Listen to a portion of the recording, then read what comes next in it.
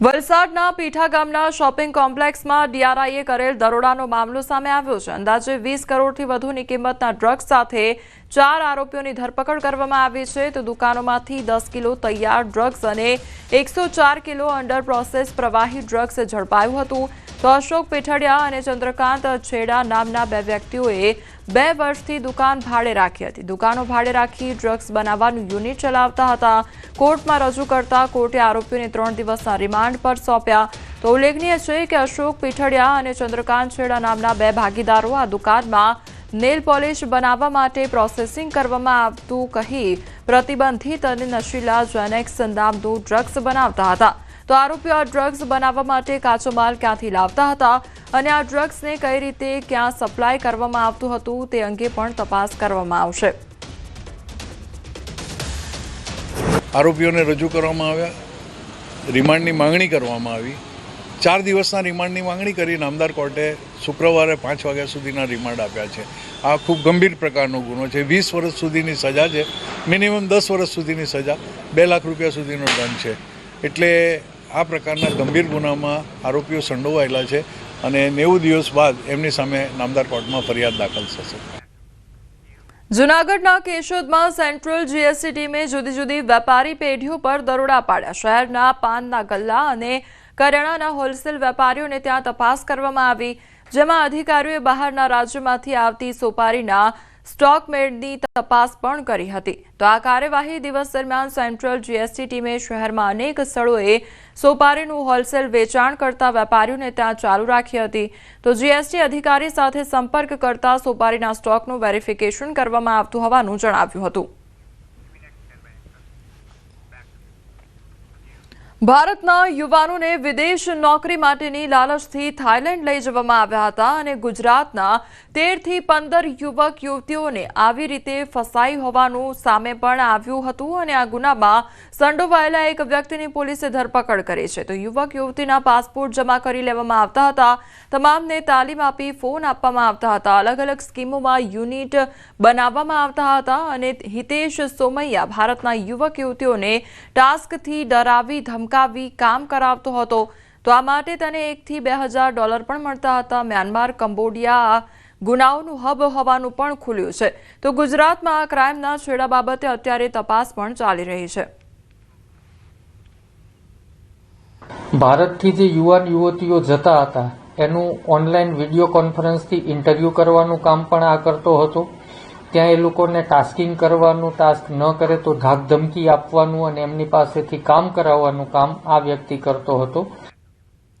સુરતમાં duplicate cosmetic બોટલનું વેચાણ કરતા રેકેટનો પર્દાફાશ થયો છે। ઉત્તરાયણ પોલીસે સાગરભા ગજેરા નામના આરોપીને ઝડપી પાડ્યો છે। આરોપી અસલી પ્રોડક્ટના નામે નકલી ઉત્પાદનનું વેચાણ કરતો હતો। તો પોલીસે ₹15,56,000થી વધુનો મુદ્દામાલ જપ્ત કર્યો હતો। આરોપી વિરુદ્ધ કડક કાર્યવાહી પણ શરૂ કરવામાં આવી છે। સમાચારોમાં આગળ વધીએ તે પહેલા રોકાઈશું એક બ્રેક માટે।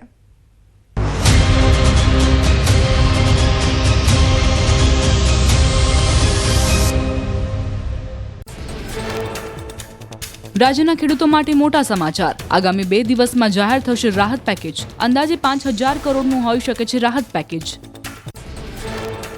રાજ્યમાં 9 નવેમ્બરથી શરૂ થશે ટેકાના ભાવે ખરીદી। સરકાર ખેડૂતો પાસેથી મગફળી, સોયાબીન, મગ, અડદની ટેકાના ભાવે ખરીદી કરશે। મુખ્યમંત્રીએ ટ્વીટ કરીને આપી માહિતી। કમોસમી વરસાદથી થયેલા નુકસાનની સહાય માટે પણ સરકાર પ્રતિબદ્ધ। રાજ્યમાં 9 નવેમ્બરથી કેન્દ્રના ધારાધોરણ પ્રમાણે ટેકાના ભાવે ખરીદી કરાશે। ખરીદી ખેડૂત દીઠ 125 મણ મગફળીની કરાશે। ઉપરાંત મગ, અડદ, સોયાબીનની પણ કરાશે ખરીદી। ખેડૂતોને તકલીફ ન પડે તે પ્રમાણે ખરીદી કરાશે। જરૂર જણાશે તો વધુ કેન્દ્રો ખોલવાની કૃષિમંત્રીએ કરી જાહેરાત। કહ્યું, પ્રતિ ક્વિન્ટલ 480 રૂપિયાનો કરાયો છે વધારો। રજીસ્ટ્રેશન કરાયેલ ખેડૂતોની મગફળી ખરીદાશે। ગુજરાતના ખેડૂતોને નુકસાન ન થાય તે માટે લેવાયો નિર્ણય। કૃષિ રાહત પેકેજ અંગે જીતુ વાઘાણીનું નિવેદન। કહ્યું, ટૂંક સમયમાં સરકાર જાહેર કરશે સહાય પેકેજ। 42 લાખ હેક્ટરથી વધુ વિસ્તારમાં થયું નુકસાન। 16,000 ગામોમાં કમોસમી વરસાદથી નુકસાન।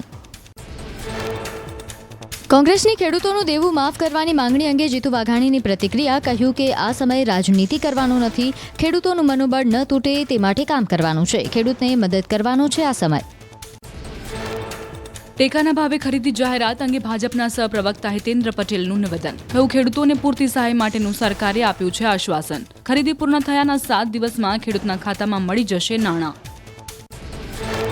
રાજ્યના ખેડૂતોના દેવાને લઈને કોંગ્રેસની મોટી પહેલ. કોંગ્રેસના ધારાસભ્યો પોતાનો પગાર ખેડૂતોને આપશે. તુષાર ચૌધરી અને અમિત ચાવડાએ પોતાના પગારને લઈને સરકારને લખ્યો પત્ર. પાટણના કોંગ્રેસ ધારાસભ્ય કિરીટ પટેલે મુખ્યમંત્રીને લખ્યો પત્ર. ગુજરાતના ખેડૂતોનું દેવું માફ કરવા લખ્યો પત્ર. કોંગ્રેસ ધારાસભ્ય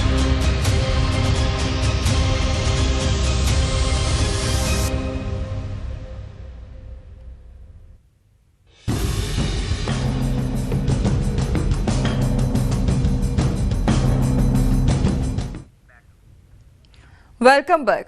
ગુજરાતમાં માફિયાઓની હવે ખેર નહીં. માફિયાઓ સુધરી જજો, નહીં તો ગુજરાત છોડો. ગુજરાતમાં રહેવું હોય તો માફિયાગીરી છોડવી પડશે. કોઈ પણ અસામાજિક તત્વોને છોડવામાં નહીં આવે. માફિયાનો વાર અને પોલીસનો પ્રહાર તેમજ સુરતના કુખ્યાત આરોપીના વાર સામે પોલીસનો પ્રહાર જોવા મળ્યો છે. કુખ્યાત આરોપી સલમાન લસ્સી પર ફાયરિંગ કરવામાં આવ્યું તો ક્રાઇમ બ્રાન્ચના પીઆઈ પરીક્ષિત સોઢાએ પગમાં ગોળી મારી આરોપીને પકડવા જતા સલમાન લસ્સીએ ચપ્પુ વડે હુમલો કર્યો હતો. પોલીસે સ્વબચાવમાં ફાયરિંગ કર્યું તો નવસારીના ડાભેલ ખાતે આ બનાવ બન્યો હતો. સલમાન લસ્સી પર હત્યા, મારામારી, ખંડણી સહિતના 15 જેટલા ગુના નોંધાયેલા છે. ડિંડોલી, લિંબાયત અને ભેસ્તાન વિસ્તારમાં સલમાન લસ્સીનો આતંક હતો. આરોપી સલીમ લસ્સીવાલા છેલ્લા 15 દિવસથી નવસારીના ડાભેલ ખાતે રહેતો હતો. ડાભેલ ખાતે સલીમ લસ્સીવાલાની પત્નીનું ઘર આવેલું છે અને ઘટના બાદ સમગ્ર વિસ્તાર પોલીસ છાવણીમાં ફેરવાયો હતો.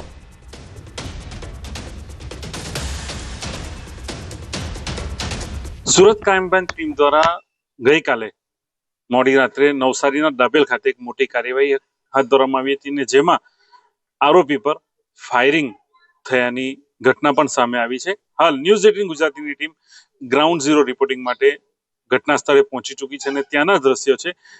ગઈકાલે જે રીતના સલીમ લસ્સીવાલા એટલે કે સુરતના ઉધના, લિંબાયત અને વિવિધ વિસ્તારોમાં 15થી વધુ ગુનાઓ જેમના પર દાખલ થયા છે અને એને લઈને સુરત ક્રાઇમ બ્રાન્ચની ટીમ આરોપીને શોધવા માટે આવી હતી. પોલીસને બાતમી મળી હતી કે આરોપી નવસારી જિલ્લાના ડાભેલ ખાતે આવેલ એમની પત્નીના સાસરે એટલે કે સલીમ લસ્સીવાલાના સાસરે છુપાયો છે. છેલ્લા 15 દિવસથી રહેતો હતો એવી માહિતી મળી હતી અને એના આધારે પોલીસે કાર્યવાહી હાથ ધરી હતી અને સમગ્ર જે વિસ્તાર છે ત્યાં પોલીસે પોતાના પોલીસ કર્મીઓ સાથે ક્રાઇમ બ્રાન્ચની ટીમ આ સમગ્ર વિસ્તારમાં કોર્ડન કરીને આવી હતી અને જ્યારે આરોપીને અહીં છે એવી માહિતી મળતા આરોપીને પકડવા માટે ટીમ આવી ત્યારે આરોપી દ્વારા પોલીસ પર ધારદાર હથિયાર એટલે કે ચપ્પુ વડે હુમલો કરવામાં આવતા પોલીસે પોતાના સ્વ બચાવ માટે એમના પગ પર ગોળી મારીને ફાયરિંગ કર્યું હતું એવી ઘટના સામે આવી હતી.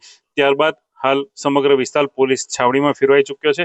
FSL થી લઈને સમગ્ર ટીમ હાલ ઘટના સ્થળે પહોંચી ચૂકી છે. નવસારી LCBની જે ટીમો છે એ પણ છે. હાલ ટેકનિકલ સર્વેલન્સથી માંડીને તમામ જે પોલીસ કર્મીઓ છે, જે વિવિધ અધિકારીઓ છે એ હાલ ઘટના સ્થળે સમગ્ર જે વિસ્તાર છે, જે ઘર છે ત્યાં હાલ તપાસ કરી રહ્યા છે અને સમગ્ર વિસ્તારમાં હાલ પોલીસ છાવણીમાં ફેરવાઈ ગયો છે. ત્યારે હવે આ ઘટના બાદ સમગ્ર જે પોલીસ નવસારી અને સુરતની જે પોલીસની ટીમો છે, વિવિધ ડિપાર્ટમેન્ટની લોકલ ક્રાઇમ બ્રાન્ચ છે, આ તમામ જે ટીમો છે એ હાલ સમગ્ર ઘટનાને લઈને કાર્યવાહી હાથ ધરી છે. પ્રવીણ પટેલ, ન્યૂઝ 18 ગુજરાતી, નવસારી.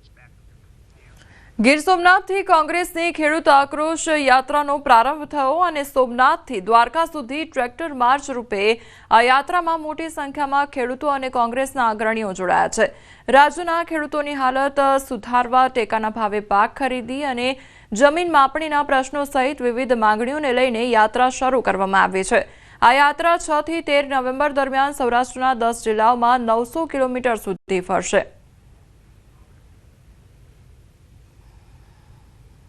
પાક જે છે પાક વીમા યોજના એ ફરીથી ચાલુ કરો, આ માંગ સાથે આજે કિસાની આક્રોશ યાત્રાની શરૂઆત કરવા જઈએ. આજે અહીંયાથી આ યાત્રા ચાલુ થાય છે. 10 તારીખથી ઉત્તર ગુજરાતમાં પણ યાત્રા ચાલુ થાય છે. સૌરાષ્ટ્રમાં અમે છીએ તો અમે આગેવાની કરીએ છીએ. ઉત્તર ગુજરાતના ખેડૂતો આગેવાની કરે છે. એવી જ રીતે દક્ષિણ ગુજરાતમાં પણ યાત્રા ચાલુ થશે. ટેકાના ભાવે ખરીદી જાહેરાત અંગે ભાજપના સહપ્રવક્તા હિતેન્દ્ર પટેલનું નિવેદન સામે આવ્યું છે. ખેડૂતોને પૂરતી સહાય માટેનું સરકારે આશ્વાસન આપ્યું છે. ખરીદી પૂર્ણ થયાના 7 દિવસમાં ખેડૂતના ખાતામાં નાણાં મળી જશે તે પ્રકારનું નિવેદન આપવામાં આવ્યું છે.